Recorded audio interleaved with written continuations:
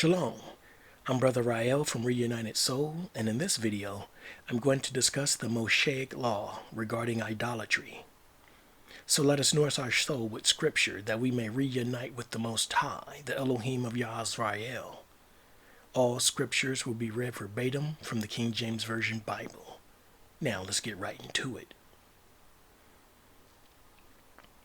Many of our people are familiar with the Ten Commandments given to us by the Most High. However, not so much with the Mosaic Law, also referred to as the Law, the 613 Commandments, or in Hebrew, the 613 Mitzvah. Now, for the sake of this discussion, I will simply refer to them as the laws or the 613 laws. Now, we have some in our community who are keeping the laws as best they can. Then on the other hand, we have others in our community who believe that the laws were done away with by way of the New Testament Messiah. In other words, they believe that they have been relieved of the responsibilities of keeping the laws. Now, the general consensus is that there are 613 laws. The number 613 derived from the combination of 248 positive commandments, as in, we are to do such and such a thing, and 365 negative commandments, as in, do not do such and such a thing. Simply put, 248 plus 365 gives us a total of 613. 613 laws to be more accurate.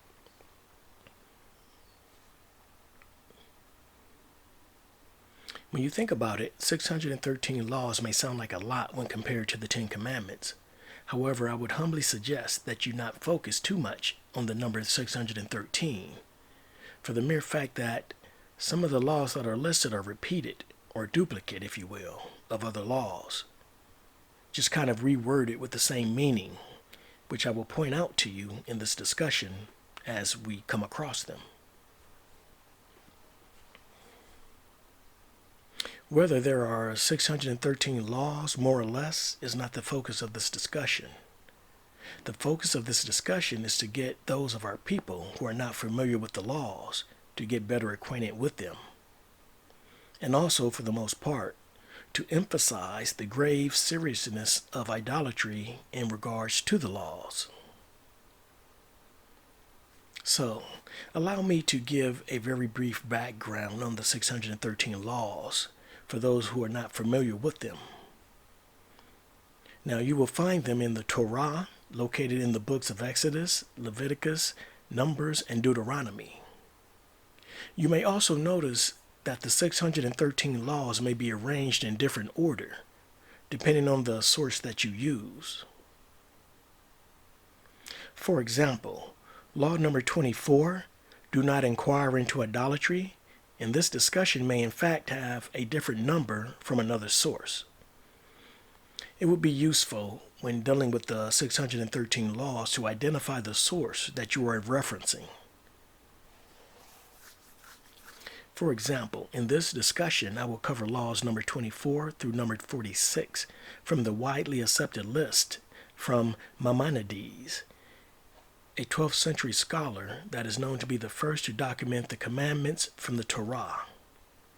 So, if your list of laws are arranged differently from the one in this discussion, now you know why.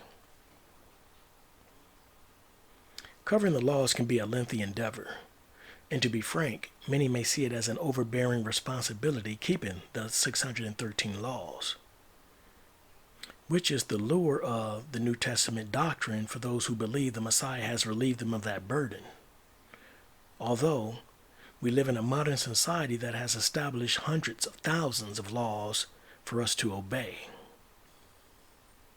Check your local government where you live and see how many laws they have on their books. Then add on top of that the federal laws that you are required to obey. Now, probably too many to count. Nonetheless, the average person do not see it as an overbearing burden. How much more can 613 laws be a burden? One thing that I want to point out before we begin with the laws is that we must keep in mind in our understanding of the 613 laws that these laws were given to the Most High's people that they may live in the land and prosper. So, as we cover these laws regarding idolatry, many of you may see them as very extreme. But keep in mind that this is regarding a holy people dwelling in a holy land, which has no room for idolatry whatsoever. Now, when the Most High said that he was a jealous Elohim, according to Deuteronomy chapter 4, verses 23 through 24, he meant it. And I read, "Take heed unto yourselves, lest ye forget the covenant of the Lord your God, which he made with you, and make you a graven image, or the likeness of anything which the Lord thy God hath forbidden thee. For the Lord thy God is a consuming fire, even a jealous God."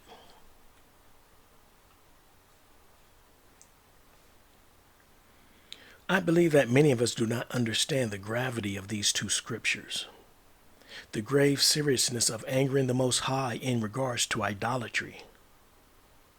When many think of jealousy, they may relate it to a dating relationship where the other person may have some insecurities and feel or act out in a certain way. Maybe they'll get over it, and maybe they won't. Not really your problem, because you can just simply find someone else.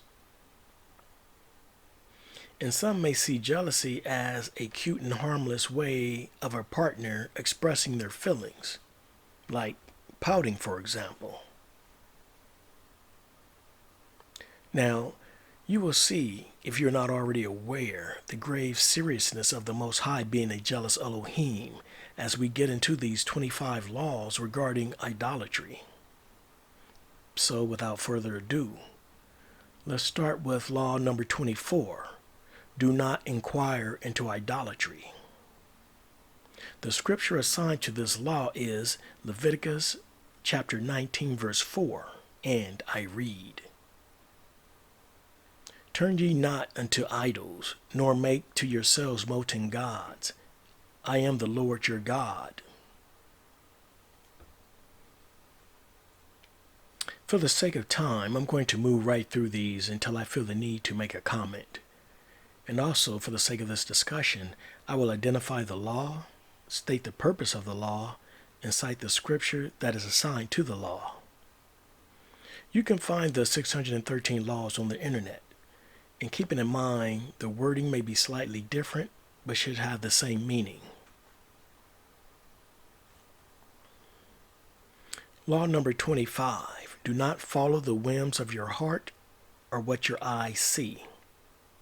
The scripture assigned to this law is Numbers chapter 15, verse 39, and I read, "And it shall be unto you a fringe, that ye may look upon it, and remember all the commandments of the Lord, and do them, and that ye seek not after your own heart and your own eyes, after which ye used to go a whoring." Law number 26, do not blaspheme. Or you may also see, do not curse God. Okay, this is an example of one of those laws that do not seem to fit the scripture assigned to it. And you can decide for yourself. So the scripture assigned to this law is Exodus chapter 22, verse 28, and I read, "Thou shalt not revile the gods, nor curse the ruler of thy people." Okay, now being that gods are mentioned, and that is gods with an S, I would have to believe that this scripture is not referring to the Most High. And being that is referring to gods, I would have to believe that this scripture is also referring to a foreign ruler, as in times of captivity perhaps. I liken the assigned scripture to law number 26 to our ancestors in Babylon. when Shadrach, Meshach, and Abednego refused to bow to King Nebuchadnezzar's idol. They did not revile his gods or curse Nebuchadnezzar for his actions. They, as well as Daniel the prophet, simply kept to the covenant as best they could while in Babylonian captivity and allowed the Most High to do the rest. Let me know in the comment section if you have a different take on law number 26. Do not blaspheme, or do not curse God. Moving along to laws number 27 and number 28, which shares the same assigned scripture. Law number 27, do not worship idols in the manner they are worshipped. And law number 28, do not worship idols in the 4 ways we worship the Most High. Or you may also see, do not bow down to idols. Now, this would be one of those laws that are duplicate, although with added detail for some reason. Not to worship idols seems sufficient enough. However, they added, in the 4 ways we worship the Most High, which is quite redundant. Let me know in the comments section your take on it. So the scripture assigned to these 2 laws is Exodus chapter 20 verse 5, and I read, Thou shalt not bow down thyself to them, nor serve them, for I, the Lord thy God, am a jealous God, visiting the iniquity of the fathers upon the children, unto the 3rd and 4th generation of them that hate me.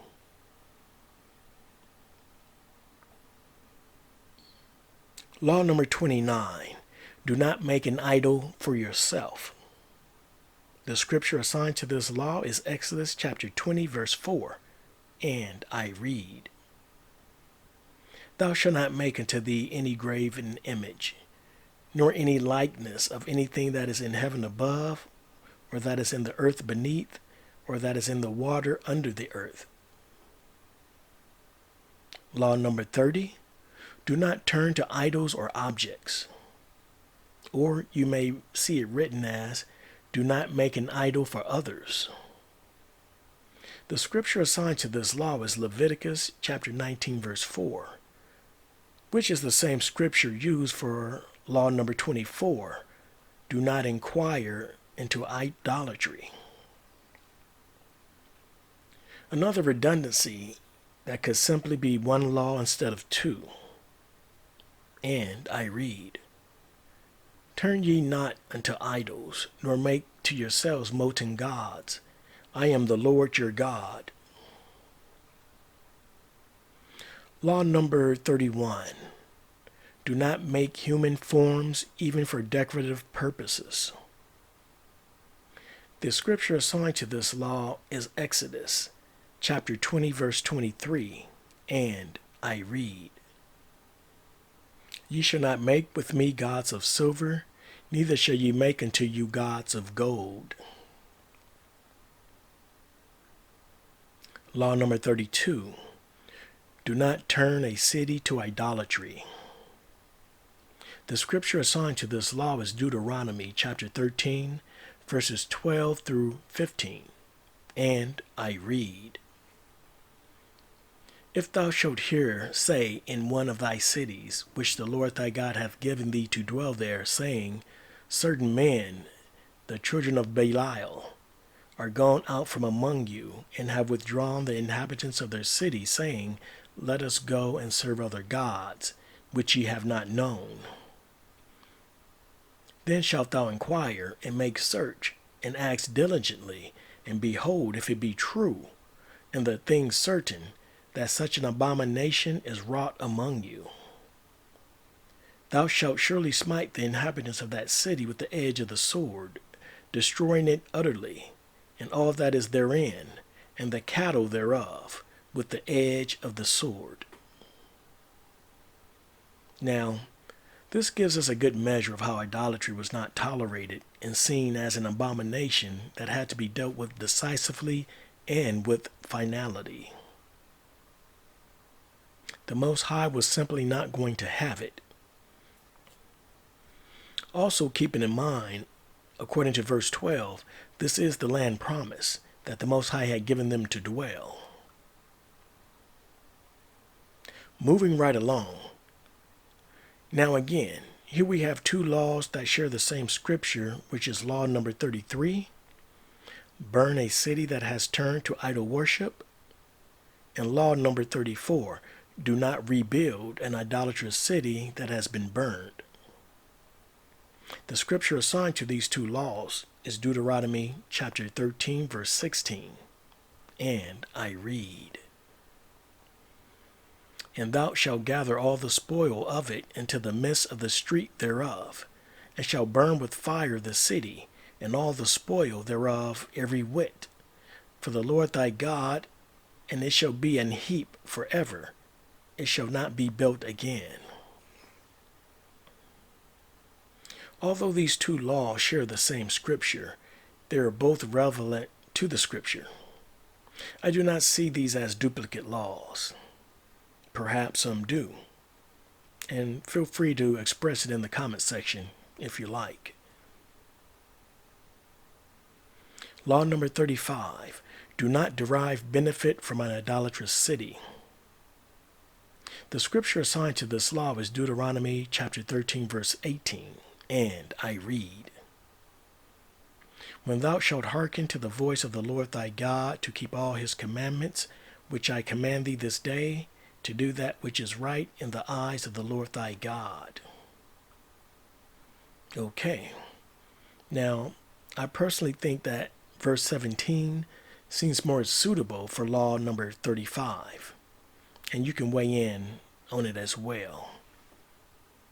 And I read, "And there shall cleave not of the cursed thing to thine hand, that the Lord may turn from the fierceness of his anger, and show thee mercy, and have compassion upon thee, and multiply thee as he has sworn unto thy fathers."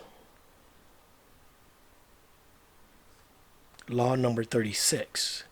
Do not entice an individual to idol worship.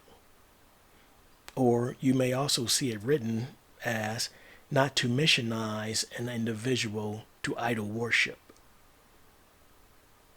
The scripture assigned to this law is Deuteronomy chapter 13, verses 12 through 15, which shares the same law as law number 32. Do not turn a city to idolatry.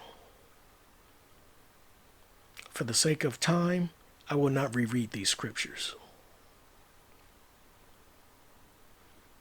Now, the following 5 laws share the same scripture. I will recite each law, then read the scripture assigned to them. Law number 37, do not love those who entice someone to idol worship. Law number 38, do not cease hating an idolater. Law number 39, do not save an idolater from execution. Law number 40, do not say anything in an idolater's defense.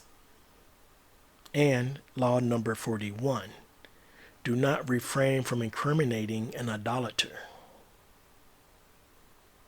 Now, the scripture assigned to these 5 laws is Deuteronomy chapter 13, verse 9, and I read, "But thou shalt surely kill him. Thine hand shall be first upon him to put him to death, and afterwards the hand of all the people." As I said in the beginning of this discussion, some of you may see this as extreme. However, this is how serious of a stance against idolatrous behavior that our ancestors took in the land. Idolatry was not something taken lightly.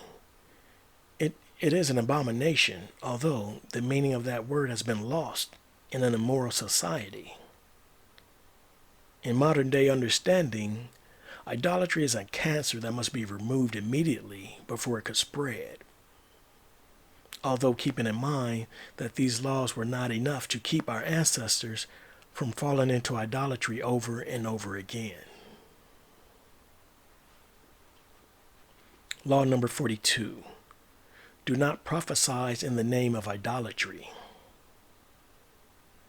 The scripture assigned to this law is Deuteronomy chapter 13, verse 14, and I read, Then shalt thou inquire and make search and ask diligently, and behold, if it be truth, and the thing certain, that such abomination is wrought among you. Law number 43. Do not listen to a false prophet. The scripture assigned to this law is Deuteronomy chapter 13, verse 4, and I read, Ye shall walk after the Lord your God, and fear him, and keep his commandments, and obey his voice, and ye shall serve him, and cleave unto him. Now, I myself prefer Deuteronomy chapter 13, verse 3 for law number 43, and I read, Thou shalt not hearken unto the words of that prophet, or that dreamer of dreams, for the Lord your God proveth you, to know whether ye love the Lord your God with all your heart and with all your soul. Law number 44. Do not prophesy falsely in the name of the Most High. The scripture assigned to this law is Deuteronomy chapter 18, verse 20, and I read, But the prophet which shall presume to speak a word in my name, which I have not commanded him to speak, or that shall speak in the name of other gods, even that prophet shall die. Now, I have to ask you, brothers and sisters, which prophet of the Tanakh or the Old Testament scripture spoke the New Testament Messiah's name, said he is to be worshipped, and will sit on King David's throne? Which of the Most High's prophets spoke such a thing? Because according to Deuteronomy chapter 18, verse 20, which is assigned to law number 44, his life will be required of him.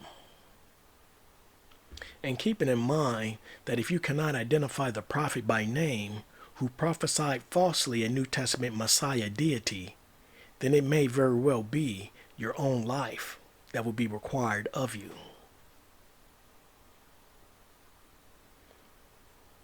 We're almost done here, family.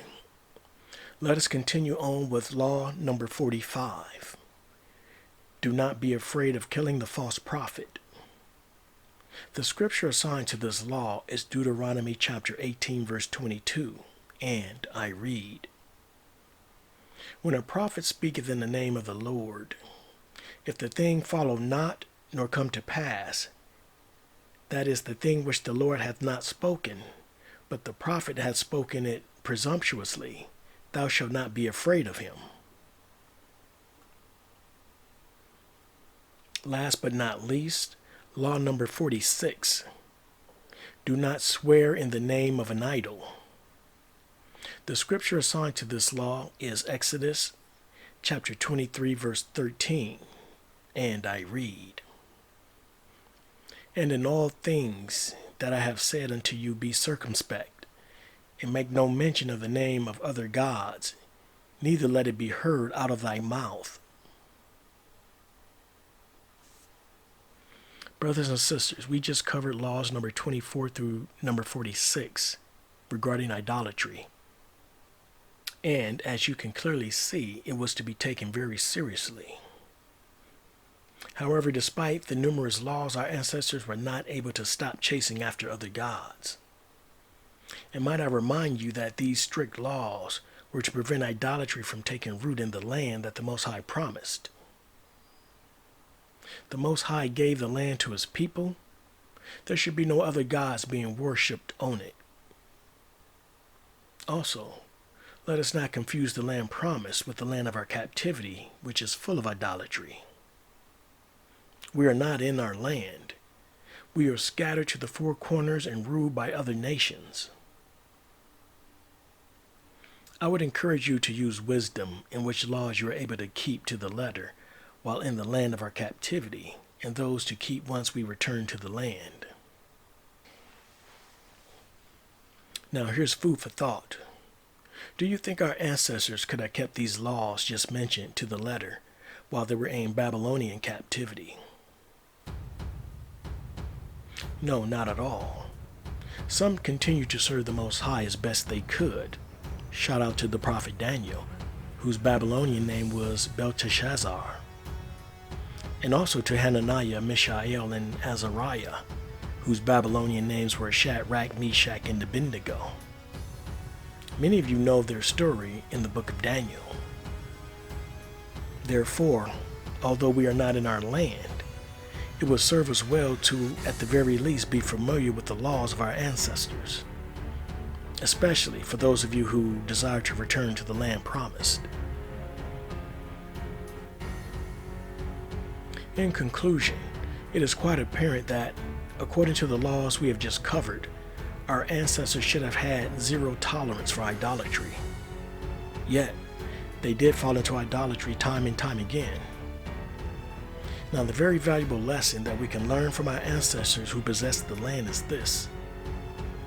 When it comes to worshiping the Most High Yah, our Elohim, that has raised his people above all nations, anything short of loving the Most High with all your heart, with all your soul, and with all your might is simply done in vain. For the past 400 years, we have seen what the world looks like without the Most High being our Elohim. We have seen the various nations who are confederate against us, how we are taken for a prey and a spoil everywhere the transatlantic slave trade scattered us.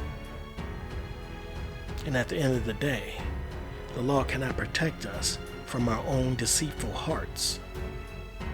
Let's be very clear.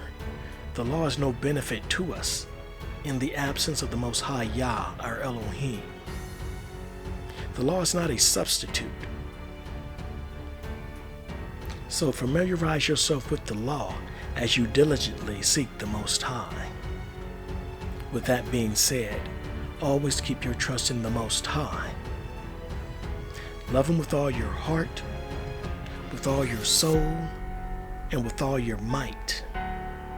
See to it that your household is in line with the word of the Most High as best you can. I thank you for taking the time to watch. Again, I am Rael, your reunited soul brother. And with that, I say to you, Shalom.